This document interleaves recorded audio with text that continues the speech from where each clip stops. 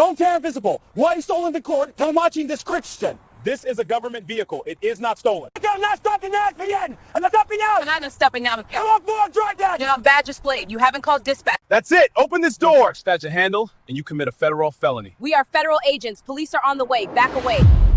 The traffic stop begins the way thousands do every day in the United States. Emergency lights appear behind a moving vehicle. The signal is unambiguous. Pull over. Stop. Comply. According to the footage, a black couple does exactly that. The car slows. It moves to the shoulder. The engine idles.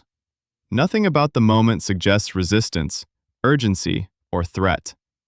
The individuals who initiated the stop present themselves as police. Their vehicles display emergency lighting. Their posture mirrors law enforcement procedure.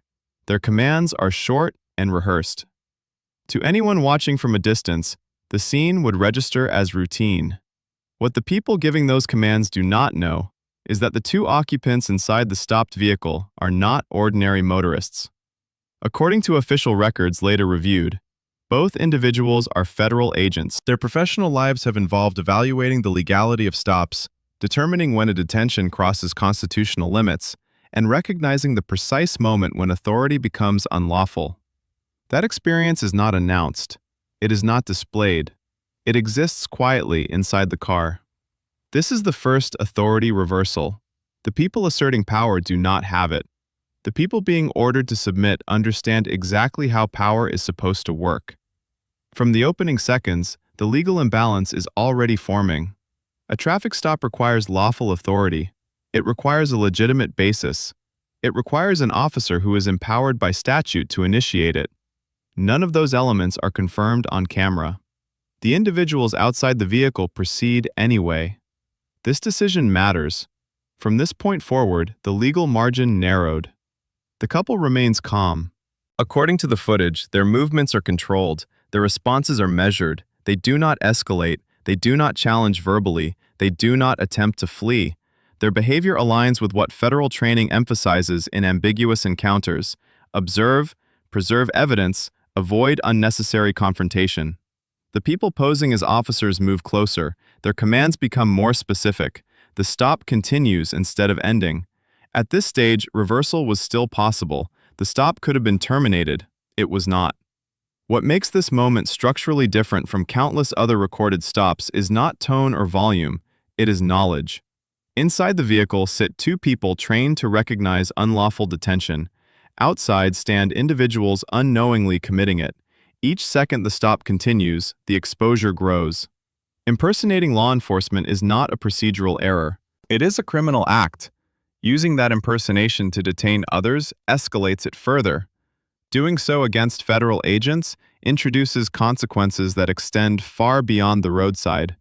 The footage does not yet reveal those consequences. It does not announce charges. It does not name statutes. It simply records a decision being repeated. Continue.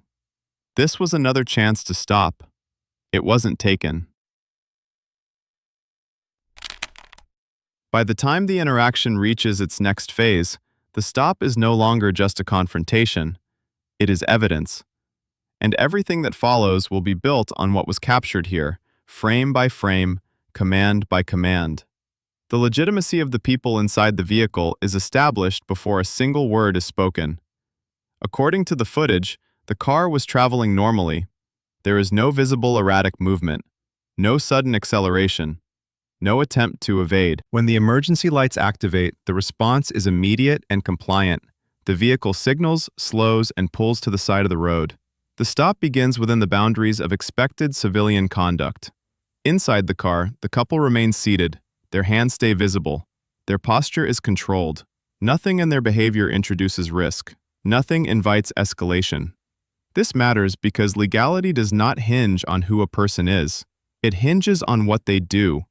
And at this stage, what they are doing is exactly what the law expects. Outside the vehicle, the individuals presenting themselves as police continue the encounter. Their commands are framed as lawful orders. Their proximity tightens. The stop extends beyond its initial moment. The legitimacy gap begins to form here. What the couple understands about lawful authority does not match what is being asserted against them. Under the Fourth Amendment, a traffic stop is a seizure. It must be justified at its inception and reasonably related in scope to the circumstances that warranted it. According to the footage, no lawful basis is stated on camera. No violation is articulated. The stop persists regardless. This is a decision point. From this point forward, the legal margin narrowed. The couple responds without provocation. Their answers are short. Their tone remains neutral. They do not consent to searches. They do not create confrontation. They behave as individuals trained to preserve clarity in ambiguous encounters. That training does not come from fear. It comes from experience. The people outside the vehicle increase their control of space. They reposition. They angle themselves closer to the doors. Commands become more directive. Each adjustment signals an assumption of authority that has not been established. At this stage, reversal was still possible. The encounter could have ended. It did not. The legitimacy gap widens. On one side are two people whose professional responsibilities have included evaluating the constitutional sufficiency of stops like this one. On the other are individuals relying on performance rather than lawful empowerment. The camera captures the imbalance without commentary. Another decision is made. The stop continues. From a legal standpoint, this matters because duration transforms suspicion into detention. The longer a stop extends without justification, the weaker its constitutional footing becomes. According to the footage, time passes without clarification. The individuals posing as police do not disengage. They proceed as if authority is assumed. This was another chance to stop. It wasn't taken. The couple's conduct remains consistent. They do not test boundaries. They do not escalate verbally. They do not reveal their professional status. That choice is deliberate. Federal training emphasizes that identity does not cure illegality. Evidence does. Cameras do.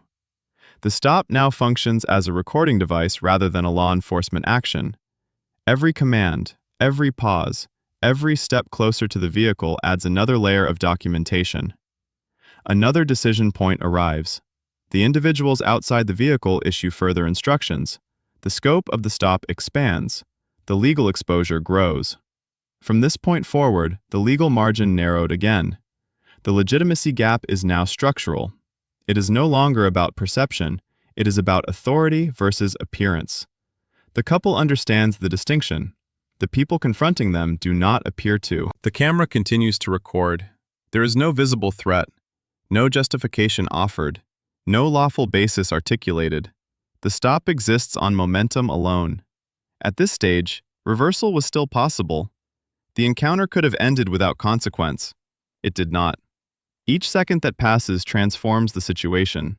What began as an attempted assertion of control becomes potential evidence of impersonation. The act of pulling a vehicle over while falsely presenting as police is not a procedural misstep. It is a crime. Continuing that act compounds it. The couple remains composed. Their compliance is not submission. It is preservation. According to the footage, they are not passive. They are observant. They are documenting. Another decision is made by the individuals outside the vehicle. They do not disengage. They press forward. This decision removed another lawful exit. By now, the legitimacy of the couple is no longer in question. Their conduct has been lawful from the outset. Their presence on the road was lawful. Their response to the stop was lawful. Their restraint during the encounter is lawful. The only unresolved element is the authority of those confronting them. The camera does not resolve that question yet. It simply records the imbalance growing wider with every choice made outside the vehicle. What follows will no longer be about compliance. It will be about consequences that extend beyond the roadside. What the footage captures next is not just an interaction between individuals, but the absence of a legitimate system behind the authority being asserted. There is no verified department name announced on camera. No badge number is stated. No dispatcher voice is heard confirming the stop. The structure that normally surrounds lawful policing is missing. Instead, the individuals posing as officers rely on imitation. Their language mirrors law enforcement phrasing. Their spacing reflects training they have observed elsewhere. Their confidence appears practiced. But procedure without authorization is not authority. It is performance. This distinction matters legally. Lawful policing is not defined by appearance or tone. It is defined by statutory power, sworn status, and accountability to a real department.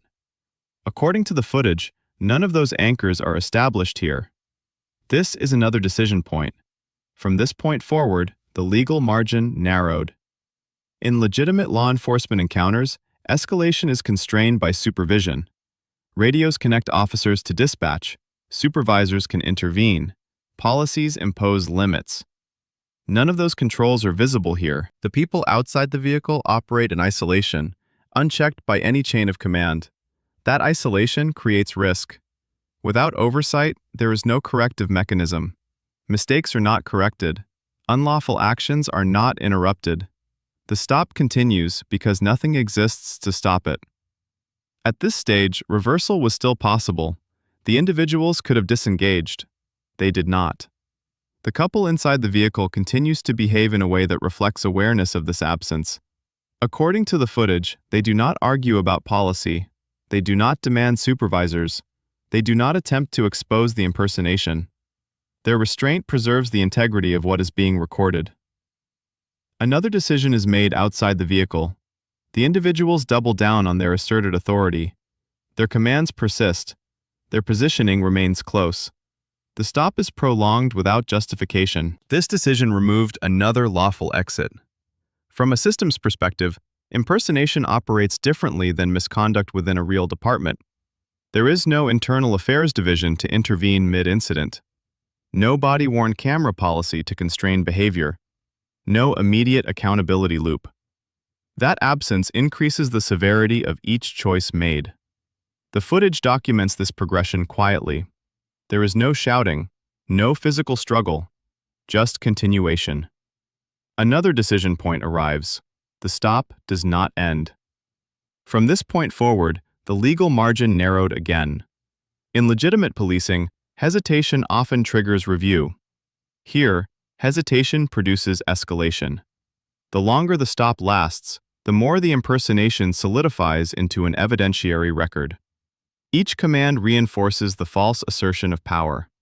The couple remains inside the vehicle. Their posture does not change. Their responses remain controlled.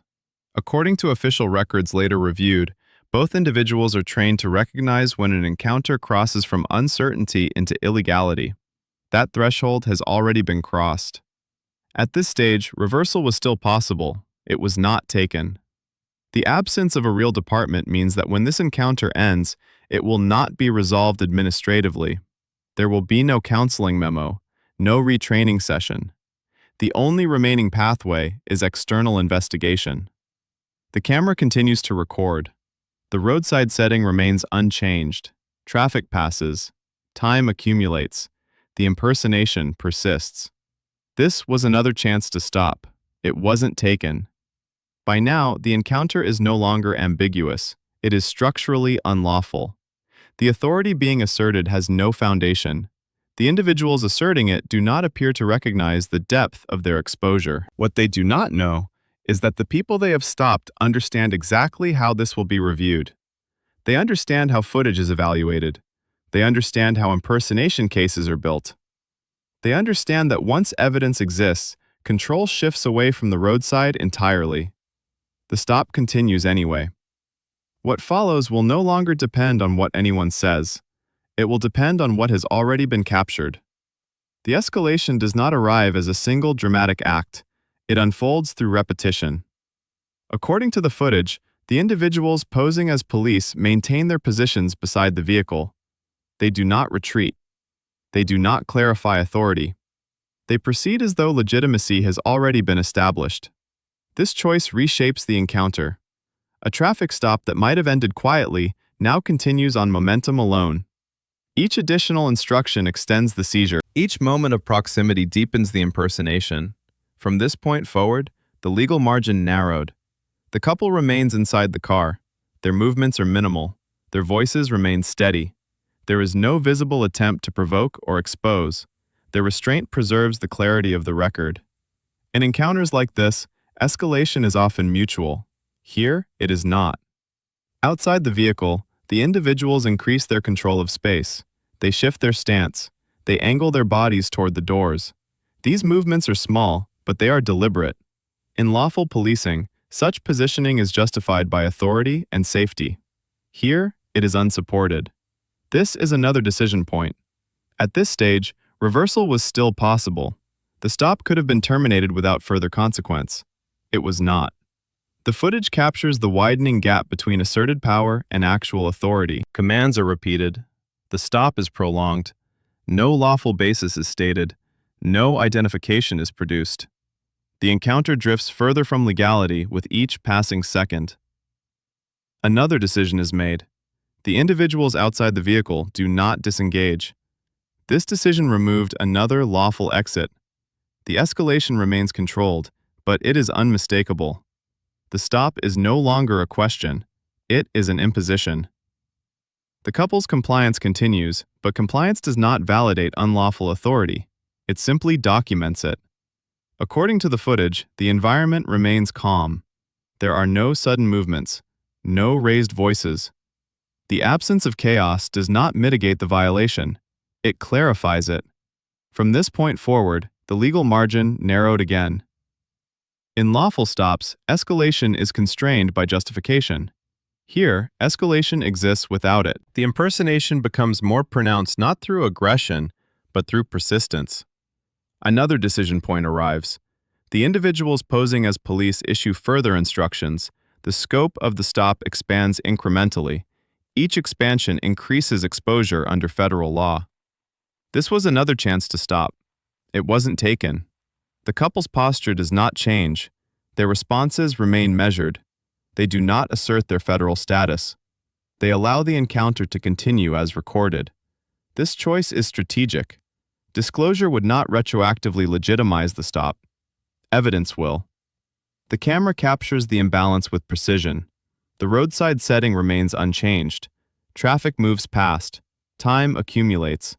Authority quietly shifts away from the individuals outside the vehicle and toward the record being created. Another decision is made. The stop continues. At this stage, reversal was still possible. It was not taken. The escalation reaches a threshold where intent no longer matters. Impersonation does not require hostility. It requires representation. That representation has been repeated, sustained, and recorded. From this point forward, the legal margin narrowed to its minimum. The footage now documents a completed act rather than an unfolding one. The authority asserted has been exercised. The detention has occurred. The evidence exists. The individuals posing as police appear unaware of the transition. They continue as though control remains with them. It does not. The final moments of this phase slow. Movements become smaller. Commands cease briefly. There is a pause. No one speaks. The space between the vehicle and the individuals outside feels wider than before. Postures adjust. The encounter stops expanding, but it does not resolve. This pause is not de-escalation. It is the moment where momentum freezes and consequence begins to form. What happens next will not be determined on the roadside. The footage does not end with resolution. It ends with documentation. What follows is not determined by conversation, posture, or tone, but by review. Once the encounter concludes, control shifts away from the roadside entirely. According to the timeline later reconstructed, the recording becomes the central artifact. It captures the use of emergency lighting. It captures the commands. It captures the duration of the stop. It captures the absence of verified authority. Nothing in the footage suggests confusion. The actions are deliberate and sustained. This is the moment when the incident stops being an encounter and becomes evidence. The stillness that follows is noticeable. The couple remains inside the vehicle. The individuals outside step back. No one rushes. No one raises their voice. The space between them widens. The road noise continues. Time slows. Authority changes hands without announcement. The silence holds for several seconds. No analysis occurs here. No conclusions are drawn on camera. The recording simply preserves the posture, the distance, and the pause. The encounter is complete. When review begins, it follows a predictable sequence. Footage is examined frame by frame. The use of emergency lights is evaluated. The absence of departmental identifiers is noted. The duration of the stop is measured against constitutional standards. From this point forward, the legal margin is no longer narrowing. It is closed. Supervisory review does not apply because there is no legitimate department to supervise. The case moves directly into investigative channels designed to address impersonation and unlawful detention. According to official records later referenced, this transition is procedural rather than discretionary. Another threshold is crossed. Investigators assess whether the individuals presenting as police had any lawful authority to initiate a stop. They examine whether the actions meet statutory definitions of impersonation. They evaluate the detention itself as a completed act. Each finding compounds the exposure. The footage does not require interpretation to establish representation. Emergency lighting, commands, and physical positioning are sufficient. The stop does not rely on intent, it relies on conduct. This distinction matters. Impersonation cases do not hinge on what a person believed. They hinge on what was presented to the public. According to the footage, what was presented was law enforcement authority. Another review phase begins. Legal analysts examine jurisdiction. A traffic stop on a public roadway intersects with federal interests when impersonation occurs. The presence of federal agents inside the vehicle is not necessary to establish illegality, but it sharpens scrutiny. From this point forward, the consequences extend beyond the individuals involved. The couple's professional status remains absent from the footage itself. It emerges later through official confirmation. According to records reviewed during the investigation, both occupants were federal agents acting within their rights as private motorists at the time of the stop. That detail reframes the encounter without altering it. The legality of the stop does not change retroactively. The exposure does. Another review layer follows. Evidence is preserved. Statements are compared to the recording. Inconsistencies are noted. The absence of lawful authority remains central. This was another chance to stop. It had already passed. The investigation does not move quickly. It moves deliberately. Impersonation cases rely on documentation. The footage provides it. The timeline confirms it. The conduct establishes it. No public announcement is made at this stage. According to official records, details of the investigation are not publicly disclosed while review is ongoing. The process unfolds outside the camera's view. What remains visible is the original recording. It does not change. It does not soften. It does not explain. It simply exists. By the time legal review concludes, the roadside interaction has been fully transformed. What began as an attempted assertion of authority has become a compiled evidentiary record. The outcome has not yet been delivered, but the path toward it is fixed. By the time the case reaches its consequence phase, the facts are no longer fluid. According to official filings later reviewed, the central questions are narrow and procedural. Who initiated the stop? What authority was represented? And whether that authority existed. The footage answers the first two. The third is resolved through records. Investigators confirmed that the individuals who initiated the traffic stop were not sworn law enforcement officers. They were not acting under color of any recognized agency. They did not possess statutory authority to conduct a stop on a public roadway. Those findings are not derived from inference. They are established through verification. From this point forward, the legal margin is gone. Under federal law, impersonating a law enforcement officer is a criminal offense. Using that impersonation to detain others elevates the exposure. The statute does not require force. It does not require harm. Representation and action are sufficient. Another consequence threshold is crossed. According to court records later referenced, the investigation moves from review to charging analysis. Prosecutors examine whether the impersonation was sustained, whether emergency equipment was used, and whether the stop constituted an unlawful seizure. The footage provides timestamps. The duration is measurable. The commands are audible. This was no longer a question of judgment. It was a question of elements. The professional status of the couple emerges formally at this stage. According to official confirmation, both individuals were federal agents. That fact does not alter the underlying offense. It reframes its severity. The stop intersected directly with federal personnel performing lawful, private travel. From this point forward, the consequences extend beyond impersonation alone. Charging decisions follow established patterns, counts are evaluated, jurisdiction is confirmed, the case proceeds within the federal system. According to public records, the matter does not resolve at the roadside, it resolves in filings. Another reveal follows. The individuals who initiated the stop are formally charged. The exact counts and sentencing exposure are outlined in court documents. Where specific figures are not publicly disclosed, the records state only that federal charges were pursued. The footage is entered as evidence. There is no dispute over what it shows. There is no competing narrative on camera. The sequence is linear. The actions are clear. The authority is absent. At this stage, reversal is no longer possible. The legal process unfolds without spectacle. Motive is not debated. Intent is not inferred. The charges rest on conduct. The impersonation occurred. The detention occurred. The evidence exists. According to subsequent filings, the case advances through the federal system. Outcomes follow statutory guidelines. Where plea agreements or sentencing details are not publicly disclosed, the record remains sealed on those points. What is disclosed is the outcome's direction. The attempted assertion of false authority results in federal consequences. The stop does not end quietly. It does not disappear. It concludes with formal legal action. For the couple, the matter does not require vindication through argument. The footage accomplished that. Their conduct remained lawful throughout.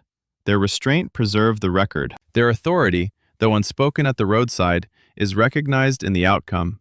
For the individuals who initiated the stop, the consequences are not symbolic. They are procedural and enforceable. Federal impersonation is not treated as a minor offense. It is treated as an integrity breach of the legal system itself. The finality of the process does not arrive with emotion. It arrives with documentation. By the time the case closes, the original encounter has been fully reclassified. It is no longer a traffic stop. It is a federal case built on recorded evidence. The resolution of the case does not end with the individuals involved. Its impact moves outward, into systems designed to prevent exactly this kind of violation. According to official records, the footage becomes part of a broader pattern used to identify and deter impersonation activity. False law enforcement stops are not treated as isolated misconduct. They are treated as systemic threats. The authority to detain, command, and restrict movement is among the most powerful functions granted by law. When that authority is imitated without authorization, the legal system responds with rigidity rather than discretion. The aftermath reflects that posture. Training bulletins are updated, public advisories are issued, federal agencies circulate guidance on recognizing impersonation tactics, including the use of emergency lighting, rehearsed commands, and staged posture. These responses are procedural, not rhetorical. They are designed to harden systems against repetition. The footage itself becomes instructional, not because of what it dramatizes, but because of what it documents.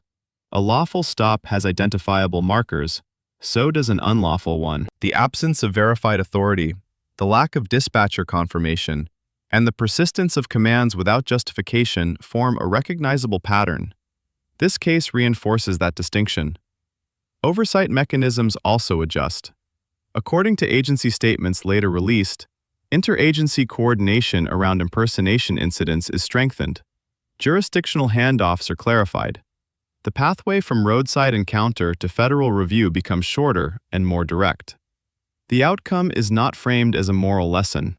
It is framed as a procedural correction. What remains constant is the footage. It does not rely on testimony. It does not rely on interpretation. It records actions as they occurred. In doing so, it removes ambiguity from the system's response. The couple's role in the aftermath is minimal. Their professional status does not place them at the center of reform. It simply underscores the vulnerability of authority itself. If federal agents can be subjected to impersonated stops, so can anyone else. The law responds accordingly. The final assessment is cold and administrative. The impersonation was documented. The detention was unlawful. The consequences followed established pathways. No discretion altered the outcome. In that sense, The system does not react. It executes. The footage made the violation undeniable. Once recorded, the process became irreversible. Authority returned to where it belongs, with verifiable power, documented procedure, and enforceable law. That is where this case ends.